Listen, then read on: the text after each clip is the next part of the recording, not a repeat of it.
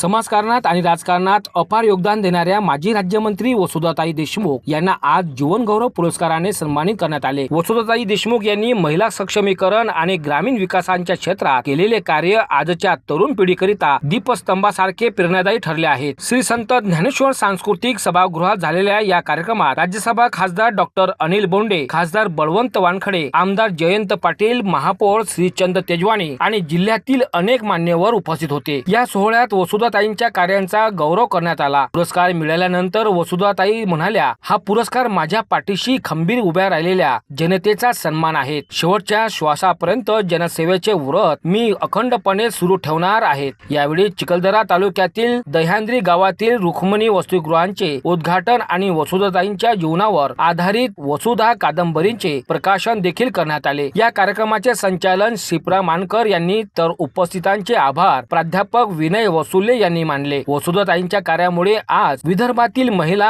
आत्मनिर्भर बनत आहेत आणि समाजातील बदल घडवला जात आहेत। या दीपस्तंभासारख्या प्रेरणादायी कार्यांचा सन्मान करण्याकरिता जीवन गौरव पुरस्कारांचा हा सोहळा देखील विशेष ठरला आहे। अनेक लोक राजकारणात जगतात, राजकारणात राहतात, पण 80% राजकारण करतात, 20% समाजकारण करतात। पण राजकारणात राहून, यशस्वी राजकारणात राहून 80% समाजकारण आणि 20% राजकारण करणारी व्यक्ती ही खऱ्या अर्थाने वसुधाताई देशमुख आहे। आणि म्हणून त्या ठिकाणी खऱ्या अर्थाने आपण सर्व या कार्यक्रमाला हजर झालो आहे। या ठिकाणी अनेक लोकांनी मांडलं असेल, त्यांच्या जीवनामध्ये त्यांनी सुरुवातीपासून संघर्ष केला। त्यांनी महिला मंडळाचे अध्यक्ष म्हणून सामाजिक कार्याची सुरुवात असेल, जिल्हा परिषद सदस्य म्हणून असेल, आमदार म्हणून असेल, विधान परिषद मध्ये सदस्य म्हणून असेल, त्यांच्या जीवनामध्ये त्यांनी राज्यमंत्री म्हणून काम केलं असेल आणि अशा काळात काम केलं ज्या काळामध्ये विकास हा दूर दूर होता। पण त्या काळात जे पद त्यांना मिळाले आहेत, पीडब्ल्यूडी मंत्री असेल, जलसंपदा मंत्री असेल, अर्थमंत्री असेल, जे पद त्यांना मिळाले त्या पदातनं त्यांनी आपल्या विदर्भाकरता, आपल्या अमरावती करता, आपल्या नागपूर करता जे काही करता येईल ते करण्याचा प्रयत्न त्यांनी केला। गावातली, आपल्या जिल्ह्यातली, आपल्या तालुक्यातली महिला पुढे येते म्हणून लोकांनी महिलांना देखील प्राधान्य दिलं। मी असं म्हणेन की महाराष्ट्राच्या दृष्टीनं अमरावती जिल्ह्यातलं हे वातावरण हे सगळ्यात आदर्श वातावरण आहे। स्त्री पुरुषांची समानता अमरावती जिल्ह्यात जेवढी मान्य झाली तेवढी महाराष्ट्रात कुठेही मान्य झाली नसेल आणि म्हणून अमरावती जिल्ह्यातल्या नागरिकांचं कौतुक करावं तेवढं थोडं आहे। आपण सगळ्यांनी मोठ्या मनाने आपल्या भगिनी जर पुढे जात असतील तर त्यांना प्रोत्साहन देण्याचं काम केलं आणि म्हणून आमच्या वसुधाताईंना या ठिकाणी त्यांचं अभिष्ट चिंतन करायला येत असताना मनापासून आम्हा सगळ्यांना आनंद आहे। मी अनेक वर्ष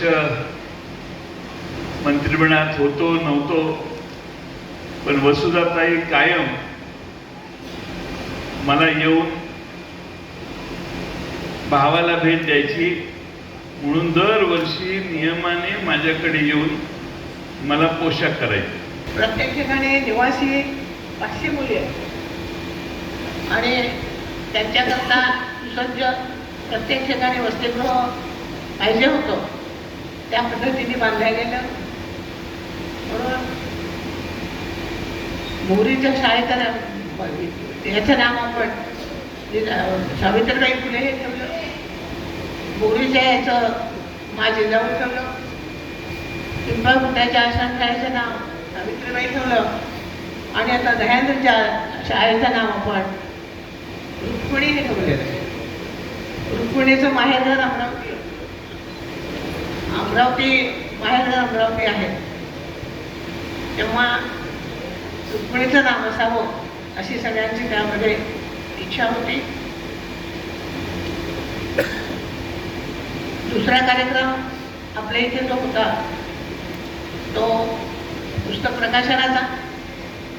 आमच्या नामदेवरावांनी आणि आमच्या नीताताईंनी अतिशय परिश्रम करून 1 वर्षभर त्या पुस्तकाचं लिखाण केलं